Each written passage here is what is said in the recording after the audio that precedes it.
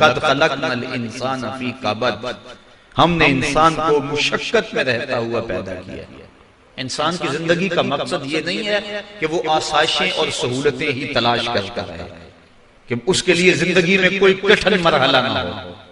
یہ ایک مرد اور ایک انسان جو اپنی انسانیت کے جوہر سے آگاہ ہے، یہ اس کا مطالبہ نہیں ہوتا، بلکہ وہ تو کہتا ہے کیا میں نے اس خاکدان سے کنارہ، جہاں رزق کا نام ہے آب و دانہ، پلٹنا جھپٹنا جھپٹ کر پلٹنا، لہو گرم رکھنے کا ہے ایک بہانہ، پرندوں کی دنیا کا درویش ہوں میں کہ شاہی بناتا نہیں آشیانہ۔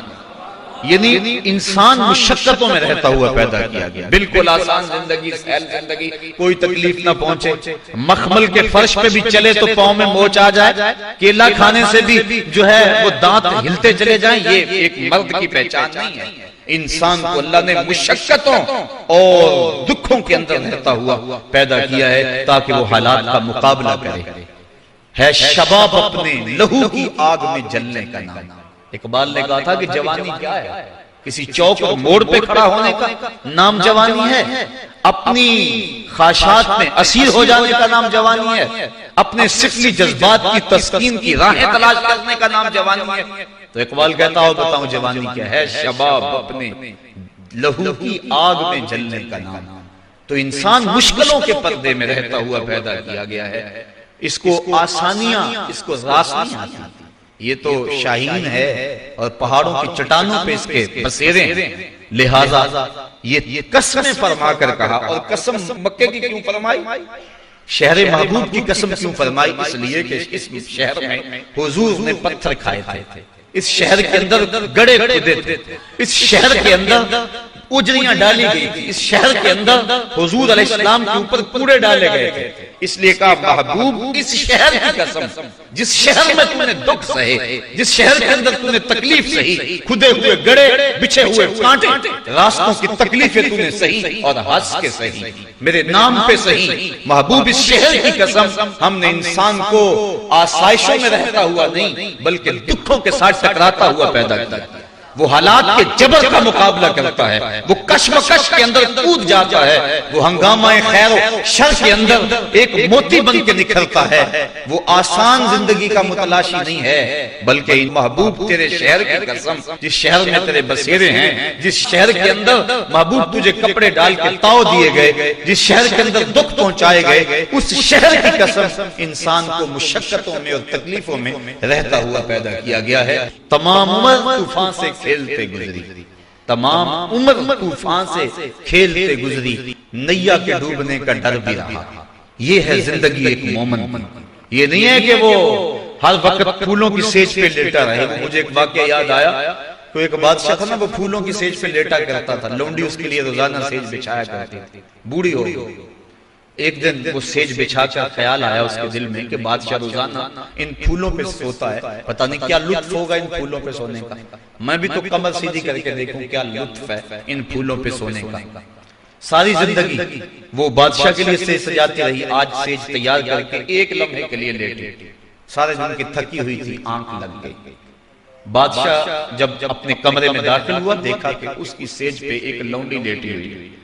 اس نے فوراً تالی بجائی، خدام حاضر ہو گئے، کہا اس کو پکڑو اور الٹا لٹکا دو اور اتنا مارو کہ اس کی جان نکل جائے، تاکہ باقیوں کو عبرت ہو جائے کہ بادشاہوں کی سیج کتنی مقدس ہوتی ہے۔ ایک لونڈی کو یہ جرأت کہ وہ بادشاہ کی سیج کے اوپر سوئے، اس لونڈی کو پکڑا، الٹا لٹکا کے جلاد کوڑے مارنے شروع کر دیے۔ جب کوڑا لگتا ہے وہ چیختی ہے، اچانک چیختے چیختے اس نے ہنسنا شروع کر دیا۔ بادشاہ نے کہا رک جاؤ، اس لونڈی کو پوچھو روتی کیوں ہے، اسے یہ بھی پوچھو ہنستی کیوں ہے۔ جلاد رک گیا، لونڈی کو پوچھا تو روتی کیوں ہے، کہا جب کوڑا لگتا ہے میری جان نکلنے کو آتی تو تکلیف کی وجہ سے روتی ہوں۔ کہا ہنستی کیوں ہے، کہا ہنستی اس بات پہ ہوں، میں نے سوچا میں چند لمحوں کے لیے اس سیج پہ سوئی اور اتنی تکلیف آ رہی ہے، جس کو عمر ہو گئی سوتے ہوئے اس کا کیا بنے۔ تو ہر بندہ چاہتا یہ ہے کہ میرے لیے دکھ کوئی نہ ہو، گھر میں آسودگی، گاڑی میں آسودگی، میں کوئی کام نہ کروں میرے لیے مشقت نہ ہو، آسودگی ہو جائے۔ یہ جو ڈبل شاہ کا کاروبار چلا یہ بھی اس لیے ہر بندہ چاہتا تھا یوں ہی میرے پاس پیسے آ جائیں، نہ مجھے کام کرنا پڑے، نہ دماغ لڑانا پڑے، نہ مجھے اپنے اعضاء کو حرکت دینی پڑے۔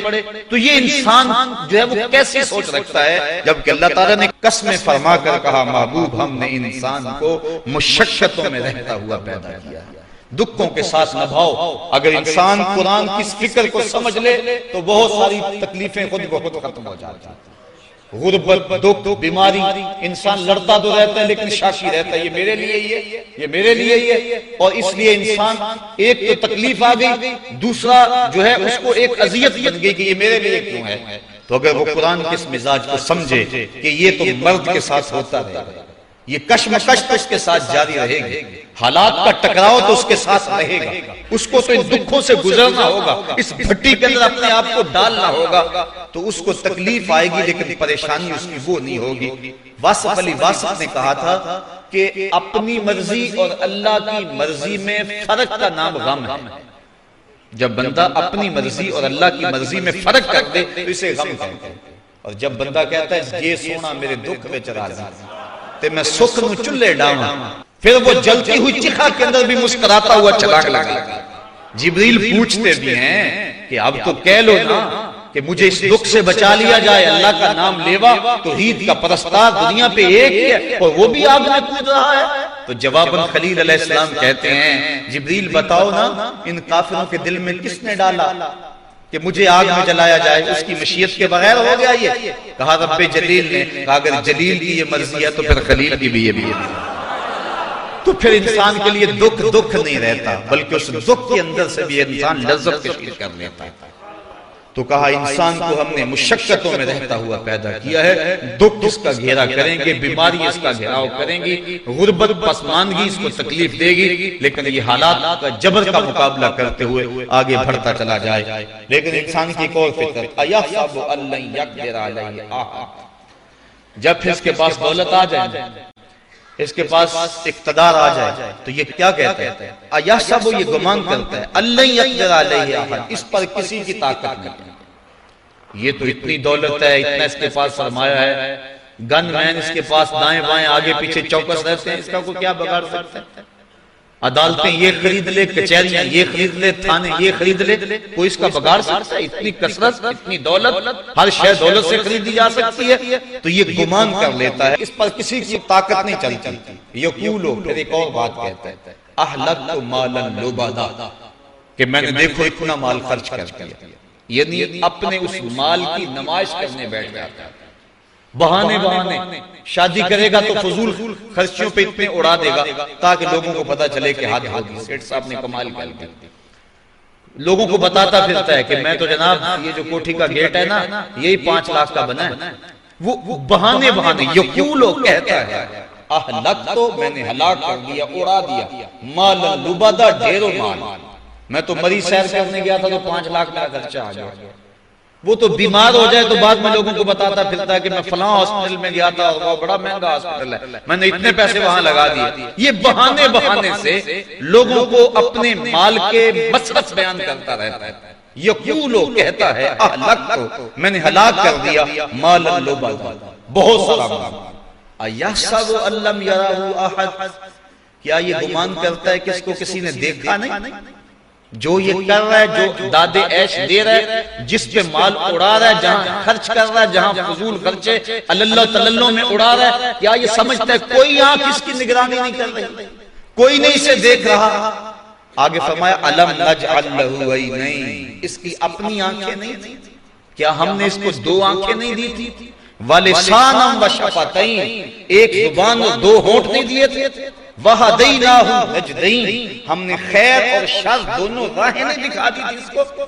فَلَقْتَحَمَ الْعَقَبَةَ، لیکن یہ مشکل گھاٹی چڑھائی نہیں، مشکل گھاٹی نہیں چڑھا، یوں پیسے اڑا دینا یہ اس کے لیے آسان تھا، نفس کی تسکین کا سبب تھا۔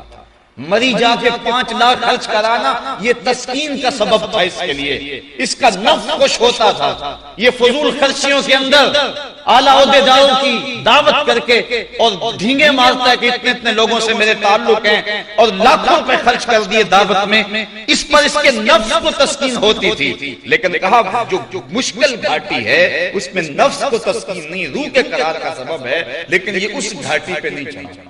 وہ کیا گھاٹی ہے، مشکل گھاٹی کیا ہے؟ قرآن نے بیان کی، آگے فرمایا وَمَا أَدْرَاكَ مَا الْعَقَبَةُ، تجھے کیا پتا کہ وہ مشکل گھاٹی کیا ہے؟ آگے فرمایا فَكُّ رَقَبَةٍ، وہ کسی پھنسے ہوئے کی گردن کو چھڑانا ہے، کسی دکھیے کے کام آ جاتا۔ یہ جو 5 لاکھ مری میں اڑایا ہے، اس کی بجائے بہتر نہیں تھا کہ یتیم بچیوں کی شادی کر دیتا؟ یہ تیرے لیے نہیں تھا وہ بوڑھے باپ جن کی بیٹیاں ان کی دہلیز پہ جوان بیٹھی ہیں اور کوئی ان کا رشتہ قبول نہیں کرتا کہ ان کے پاس دینے کے لیے جہیز موجود نہیں ہے، تو چپکے سے جا کر رات کے اندھیرے کے اندر ان کی مٹھی کے اندر یہ 5 لاکھ روپیہ دے آتا اور اسے یہ بھی تاکید کرتا کسی کو خبر بھی نہ ہونے پائے، تو تیری روح کو تسکین نہ نصیب ہوتی۔ لیکن یہ مشکل گھاٹی تھی، تو ایسا عادی ہو گیا انسان، تو عید کے موقع پہ کسی کو آٹے کی گوری بھی دینے لگتا ہے تو 7 اخباروں کے فوٹوگرافروں کو بلا لیتا ہے اور کہتا ہے میں دینے لگا ہوں اس کو عید پیکج اور یہ میری تصویر 7 اخباروں میں چھپنی چاہیے۔ تو اس طرح عادی ہو گیا، غریب کی غربت کا تماشا تو دیکھتا ہے اور اس کا اشتہار لگاتا ہے، تو بھول گیا ہے ان دکھیوں کو، ان پریشان حالوں کو۔ تو جو ہے وہ امیر لوگوں کی افطاری کر کے فضول خرچیاں کرتا ہے، لیکن کبھی تم نے غریبوں کو بھی پوچھا کہ تمہارے گھروں میں نان شبینہ بھی ہے یا کہ نہیں؟ تم نے کبھی ان کو بھی پوچھا کہ جو کھجور کو چوس کے روزہ افطار کرتے ہیں اور سحری کے وقت بھی خشک روٹی سے روزہ رکھ لیتے ہیں اور سارا دن تڑپتے ہیں، ان کا بھی کبھی حال پوچھا ہوتا؟ اور تو اگر اپنی ذاتی خواہش کی بجائے تو ان لوگوں تک یہ مال پہنچایا ہوتا تو یقیناً یہ گھاٹی تھی تو مشکل، لیکن اس سے برکتیں بہت ساری وابستہ تھی۔ کہا وہ مشکل گھاٹی کیا تھی؟ فَكُّ رَقَبَةٍ، کسی بندے کی گردن چھڑانا، او اطعام فی یوم ذی مسغبہ، یا بھوک کے دن کھانا کھلانا، یعنی جب خوشحالی کے دن ہو، قحط نہ ہو تو کسی کو کھانا کھلا دینا یہ اتنا مشکل نہیں ہے، لیکن جب خود انسان کو اپنے لیے پریشانی بنی ہوئی ہو، قحط کے دن ہو، تو پھر کسی کو کھلانا یہ ایثار ہے اور یہ بہت بڑی نیکی ہے۔ یتیمن ذا مقربہ، کسی یتیم کو، کس یتیم کو؟ جو قریبی ہو۔ دور کے یتیم کی بھی ترغیب ہے شریعت میں، لیکن یہاں قریبی یتیم کا تذکرہ اس لیے کیا گیا کہ پیچھے کہا گیا یہ مشکل گھاٹی ہے، اس لیے انسان اپنے قریبی یتیموں کی جب مدد کرتا ہے، بھتیجوں کی، بھانجوں کی، تو اس میں معاشرے میں سے اسے داد نہیں ملتی۔ سارے کہتے ہیں کہ اپنوں کے ساتھ ہی کر رہا ہے، لہٰذا انسان ان کو تو بعض کا نظر انداز کر دیتا ہے اور دوسروں کی مدد کر کے داد لیتا ہے، وصول کرتا ہے۔ اس لیے کہا مشکل گھاٹی یہ تھی جو قریبی رشتہ دار تھے، غریب اور یتیم جو تھے ان کی مدد کرتا تاکہ تیرے نفس پر بھی شاک ہوتا اور اس پہ جو ہے وہ تیری قبول